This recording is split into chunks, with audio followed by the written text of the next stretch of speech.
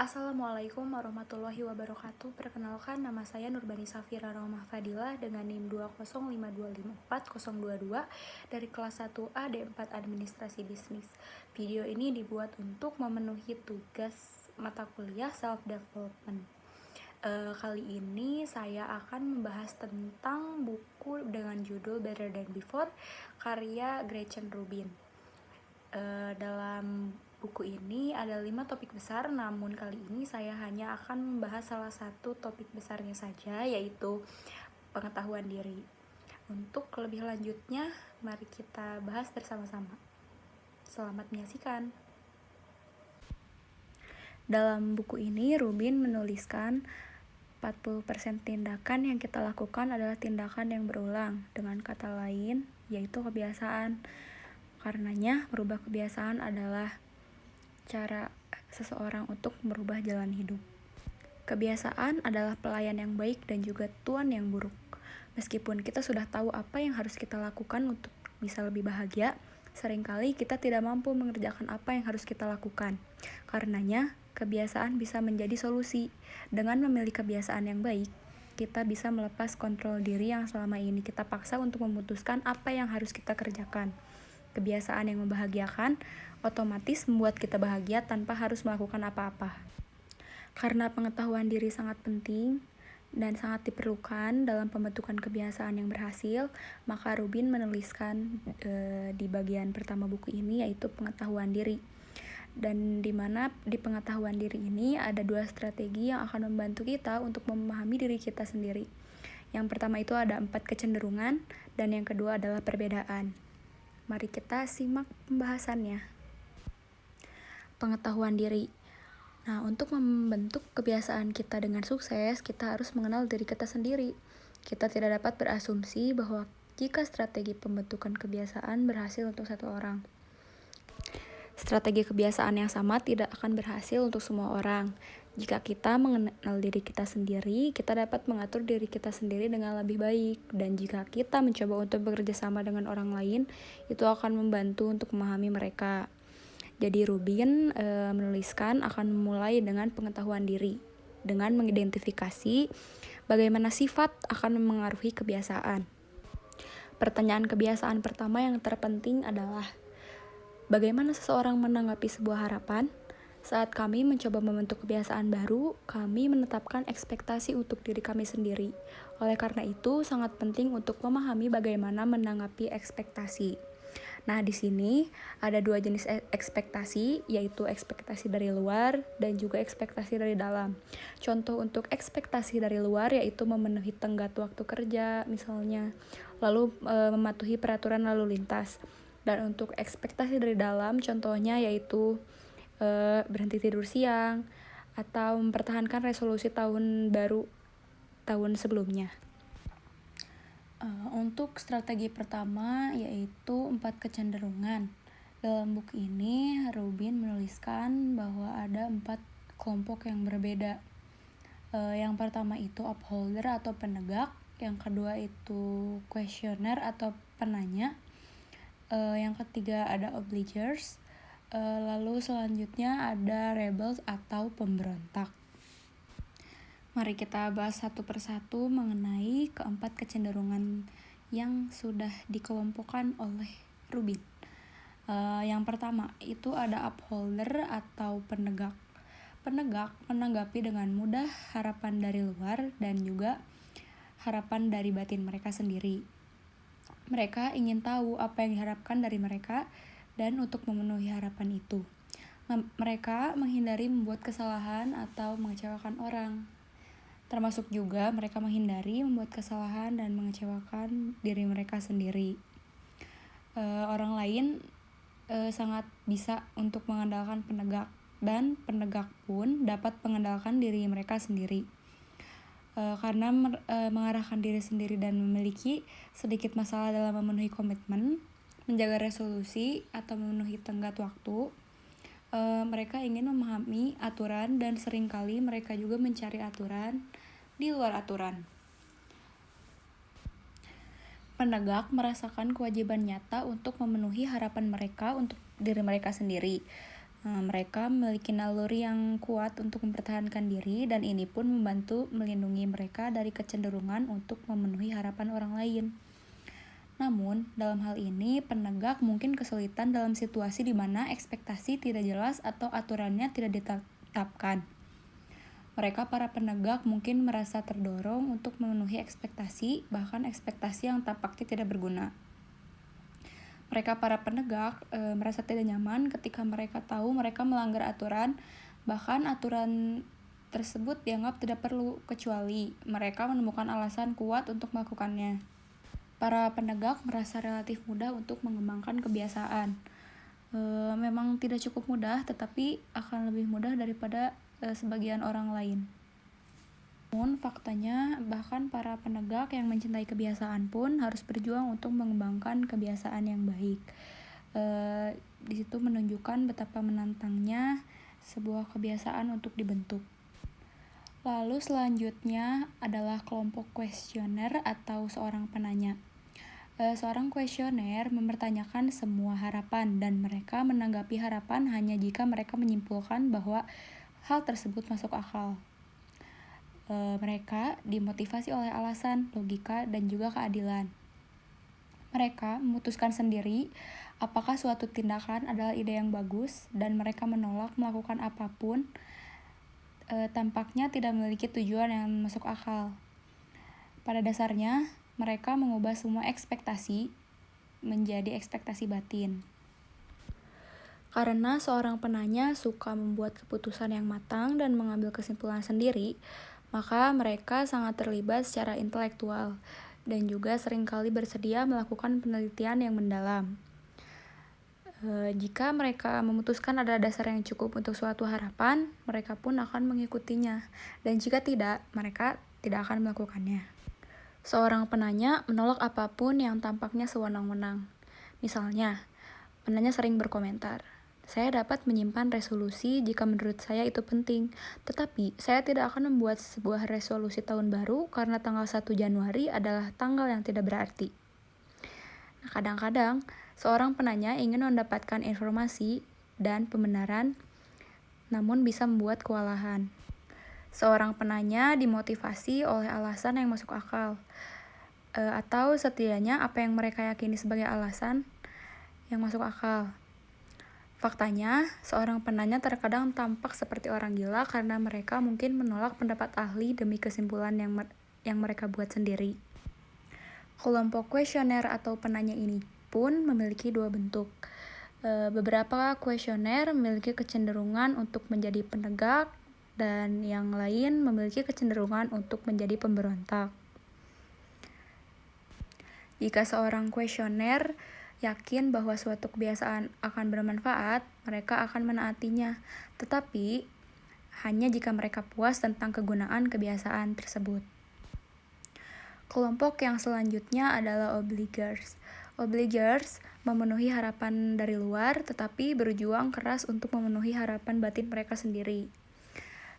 Para obligers ini dimotivasi oleh akuntabilitas eksternal. Karena obliger unggul dalam memenuhi tuntutan dan tenggat waktu eksternal dan berusaha keras untuk memenuhi tanggung jawab mereka menjadi kolega, anggota keluarga, dan teman yang sangat hebat. Lalu, karena obliger menolak ekspektasi batin, sulit bagi mereka untuk memotivasi diri mereka sendiri, seperti mengerjakan tesis, menghadiri acara jaringan, memperbaiki mobil mereka, dan lain-lain. Lalu, obligers bergantung pada akuntabilitas eksternal, dengan konsekuensi seperti tenggat waktu, biaya keterlambatan, atau ketakutan mengecewakan orang lain. Seperti contohnya, salah satu obliger pernah mengatakan, janji yang dibuat untuk diri sendiri bisa dibatalkan. Itu adalah janji yang dibuat untuk orang lain dan tidak boleh dilanggar. Obligers membutuhkan akuntabilitas eksternal bahkan untuk aktivitas yang ingin mereka lakukan. Contoh lain, seorang obliger pernah mengatakan, "Saya tidak pernah menyediakan waktu untuk membaca, jadi saya bergabung dengan kelompok buku di mana saya benar-benar diharapkan untuk membaca buku itu." Perilaku yang terkadang dikaitkan oleh obligers dengan pengorbanan diri. Seringkali lebih baik dijelaskan sebagai kebutuhan akan akuntabilitas. Seorang obliger menemukan cara cerdik untuk menciptakan akuntabilitas eksternal. Kebutuhan untuk menjadi panutan seringkali mendorong obligers untuk menjaga kebiasaan baik mereka. Obligers terkadang dapat melakukan hal-hal demi orang lain yang tidak dapat mereka lakukan untuk diri mereka sendiri. Beban ekspektasi luar dapat membuat obliger rentan terhadap kelelahan karena mereka kesulitan mengatakan tidak kepada orang lain. Obligers mungkin merasa kesulitan untuk membentuk sebuah kebiasaan karena seringkali kita melakukan kebiasaan untuk keuntungan kita sendiri. Dan para obliger melakukan sesuatu dengan lebih mudah untuk orang lain daripada untuk dirinya sendiri. Bagi mereka, kuncinya adalah akuntabilitas eksternal. Kelompok yang selanjutnya yaitu rebels. Rebels atau pemberontak menolak semua ekspektasi baik dari luar maupun dari dalam. Mereka memilih untuk bertindak berdasarkan pilihan dan juga kebebasan. Para rebels menolak kendali, bahkan kendali diri, dan menikmati pelanggaran aturan dan ekspektasi. Para rebels bekerja untuk mencapai tujuan mereka sendiri dengan cara mereka sendiri, dan meskipun mereka menolak untuk melakukan apa yang seharusnya mereka lakukan, mereka dapat mencapai tujuan mereka sendiri. Seorang obligers menjunjung tinggi keaslian dan penentuan nasib sendiri dan membawa semangat yang tidak terbelenggu pada apa yang mereka lakukan. Seperti contohnya, seorang rebels pernah mengatakan, "Saya melakukan tugas yang ingin saya selesaikan daripada yang ditugaskan. Masalahnya muncul saat ada sesuatu yang harus saya lakukan secara teratur, seperti menjalankan pemeriksaan kualitas mingguan, dan karena itu saya tidak bisa." Namun, para rebel sering membuat frustasi orang karena mereka tidak dapat diminta atau tidak dapat disuruh melakukan apapun.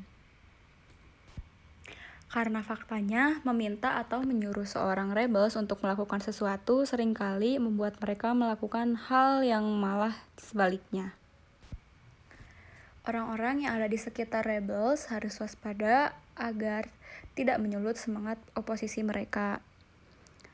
Lalu sebagai contoh, salah satu orang tua pernah menjelaskan, cara terbaik untuk berselisih dengan anak rebels atau pemberontak adalah dengan memberikan informasi kepada anak tersebut untuk membuat keputusan, menyajikan masalah tersebut sebagai pertanyaan yang dapat dia jawab sendiri, dan biarkan dia membuat keputusan dan bertindak tanpa memberitahu. Biarkan dia membuat keputusan tanpa penonton, karena penonton adalah ekspektasi. Seorang pemberontak terkadang membuat frustasi bahkan untuk diri mereka sendiri, karena mereka tidak dapat menentukan sendiri apa yang harus dilakukan. Dan di sisi lain, para rebels dapat menjadi terampil dalam menyalurkan energi, karena mereka menyalurkan energi mereka dengan cara yang konstruktif. Seorang pemberontak atau rebels menolak hierarki dan aturan, dan mereka sering bekerja lebih baik dengan orang lain saat mereka berkuasa. Seorang rebels pernah mengatakan kebebasan berarti tidak ada batasan. Baginya, kehidupan yang dikendalikan oleh kebiasaan terdengar mati.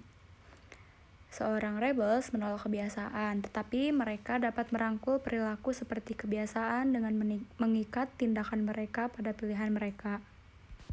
Untuk kesimpulannya, kebanyakan orang dengan selisih yang besar adalah questioner atau obligers.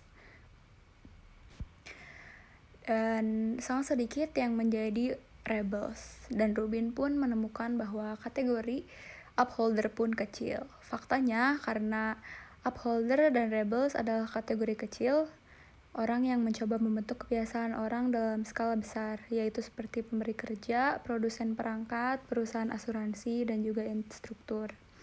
Lebih baik berfokus pada solusi yang membantu penanya dengan memberikan alasan yang masuk akal, dan obligers dengan memberikan akuntabilitas. Dari hasil yang telah Rubin amati, tendensi yang sudah tertanam, meskipun dapat diimbangi sampai taraf tertentu, kecenderungan itu tidak dapat diubah, meskipun seringkali sulit untuk mengidentifikasi kecenderungan seorang anak. Pada masa dewasa, kebanyakan orang jatuh ke dalam kecenderungan yang membentuk persepsi dan perilaku mereka secara mendasar. Namun, apapun kecenderungan kita, dengan pengalaman dan kebijaksanaan yang lebih besar, kita pun dapat belajar untuk mengimbangi aspek negatifnya. 4 tendensi dapat memberikan panduan yang berharga bagi siapapun yang mencoba untuk membantu orang lain berubah. Jika kita mencoba membujuk orang untuk mengadopsi suatu kebiasaan, kita akan lebih berhasil jika kita mempertimbangkan kecenderungan mereka. Menurut Rubin, orang yang paling bahagia dan paling sukses adalah mereka yang telah menemukan cara untuk memanfaatkan kecenderungan mereka demi keuntungan mereka dan yang sama pentingnya menemukan cara untuk mengimbangi keterbatasannya. Lalu pembahasan berikutnya yaitu strategi perbedaan. Terdapat 8 perbedaan yang Rubin bahas dalam buku ini. Mari kita simak satu persatu. Yang pertama, apakah saya seorang orang pagi atau orang malam? Atau disebut juga lark dan owl. Para peneliti menunjukkan bahwa orang pagi atau lark benar-benar berbeda dari orang malam atau burung hantu ataupun owl itu sendiri. Kebanyakan orang berada di antara keduanya, tetapi keduanya termasuk sangat berbeda.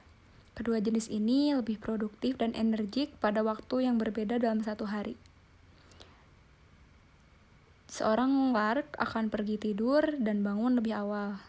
Namun seorang owl melakukan hal yang sebaliknya. Rubin percaya bahwa seorang owl bisa menjadi seorang lark jika mereka berusaha untuk tidur lebih awal. Namun, penelitian menunjukkan bahwa hal ini sudah tertanam kuat.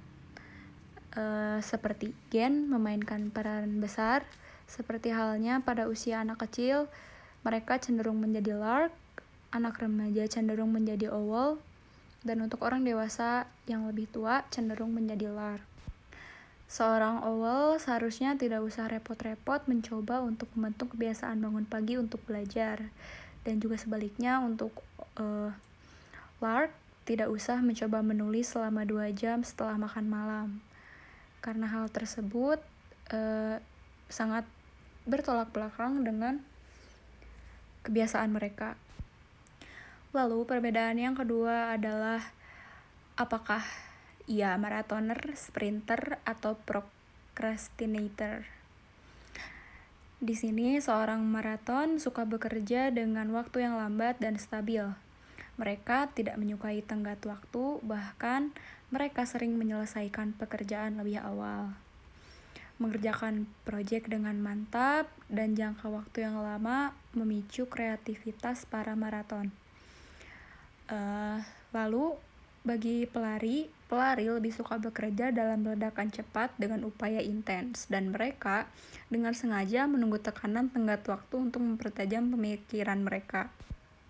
Perbedaan yang ketiga yaitu apakah saya underbuyer atau overbuyer. Underbuyer adalah tidak suka berbelanja dan membeli. Lalu sebaliknya overbuyer, mereka suka berbelanja dan membeli. Seorang underbuyer tidak suka membeli, dan mereka menolak membeli peralatan atau layanan yang akan membantu mereka menjaga kebiasaan baik mereka. Sebaliknya, overbuyer mencari alasan untuk membeli, dengan pemikiran, ini mungkin akan berguna suatu hari nanti. Lalu perbedaan yang keempat, apakah ia pecinta kesederhanaan atau pencinta kelimpahan? Seorang pencinta kesederhanaan tertarik dengan gagasan kurang, kekosongan, dan sedikit pilihan. Seorang pencinta kesederhanaan merasa kewalahan ketika ada terlalu banyak kebisingan, terlalu banyak hal, atau terlalu banyak hal yang terjadi dalam waktu yang berdekatan atau sekaligus. Sedangkan pecinta kelimpahan tertarik dengan gagasan tentang lebih banyak, atau berlimpah atau tambahan. Mereka selalu ingin memiliki lebih dari cukup. Dan mereka pun suka sedikit kesibukan, dan mereka suka mengumpulkan barang-barang dan memiliki beragam pilihan. Lalu selanjutnya perbedaan yang kelima adalah finisher atau opener. Seorang finisher menyukai perasaan menyelesaikan sebuah proyek. Lalu seorang opener, mereka senang dengan kegembiraan meluncurkan proyek baru. Jika kita tahu apakah kita adalah finisher atau opener, kita dapat membentuk kebiasaan kita agar sesuai dengan preferensi tersebut. Karena finisher fokus pada kemampuan mereka untuk menyelesaikan, mereka mungkin terlalu berhati-hati dalam mencoba membentuk kebiasaan baru. Namun bagi opener mungkin terlalu optimis tentang kemampuan mereka untuk melakukan kebiasaan tambahan. Lalu perbedaan yang keenam ada pencinta keluarga atau pecinta novelty. Beberapa orang menyukai keakraban, beberapanya menyukai hal baru. Seorang pecinta keakraban suka membaca ulang buku favorit, menonton film berulang kali, memakan makanan yang sama, bahkan kembali ke tempat-tempat yang mereka pernah kunjungi sebelumnya. Bagi pecinta keakraban, suatu kebiasaan menjadi lebih mudah setelah menjadi akrab. Bagi pecinta kebaruan, mungkin lebih mudah merangkul kebiasaan saat mereka tampak kurang, seperti contohnya kebiasaan. Pecinta kebaruan mungkin lebih berhasil dengan serangkaian aktivitas jangka pendek daripada mencoba menciptakan kebiasaan otomatis yang bertahan lama. Lalu perbedaan yang ketujuh adalah fokus pada promosi atau fokus pada pencegahan. Orang yang berfokus pada promosi berkonsentrasi pada pencapaian dan kemajuan, mendapatkan keuntungan, mendapatkan lebih banyak cinta, pujian, kesenangan. Dan sebaliknya, orang yang berfokus pada pencegahan berkonsentrasi untuk memenuhi tugas mereka, menghindari kerugian, dan juga meminimalkan bahaya, rasa sakit, atau kecaman. Mereka yang berfokus pada pencegahan waspada terhadap kemungkinan kekurangan atau masalah. Orang yang berfokus pada promosi mendaur ulang untuk membuat lingkungan lebih bersih, sedangkan orang yang berfokus pada pencegahan mendaur ulang untuk menghindari dari mendapatkan denda. Lalu perbedaan yang terakhir yaitu mengambil langkah kecil atau mengambil langkah besar. Banyak orang lebih berhasil dalam mengadopsi suatu kebiasaan ketika mereka melakukannya. Mulailah dengan langkah-langkah yang sederhana dan mudah dikelola. Pencapaian kecil namun nyata akan memberi orang kepercayaan diri untuk melanjutkan. Dengan mengambil langkah-langkah kecil secara bertahap, kita akan menjadi terbiasa untuk memasukkan kebiasaan baru ke dalam pola hari-hari kita. Namun demikian, beberapa orang memilih menjadi sangat ambisius. Secara berlawanan, lebih mudah membuat perubahan besar daripada perubahan kecil. Jika suatu kebiasaan berubah sangat bertahap, kita mungkin kehilangan minat, menyerah di bawah tekanan, atau menganggap perubahan itu tidak penting. Transfer masih terbesar menghasilkan energi dan kegembiraan yang membantu mengembangkan kebiasaan. Terkadang, suatu pertanyaan tidak terduga dapat menerangi aspek tersembunyi dalam hidup.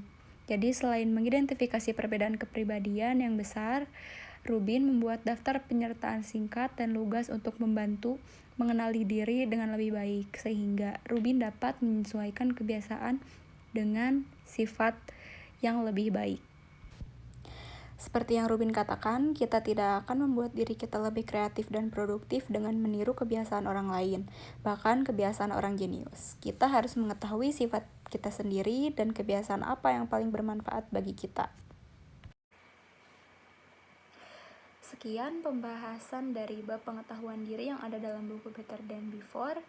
Semoga bermanfaat dan maaf apabila masih banyak kekurangan dalam penyampaian. Wabillahi taufik wal hidayah. Wassalamualaikum warahmatullahi wabarakatuh.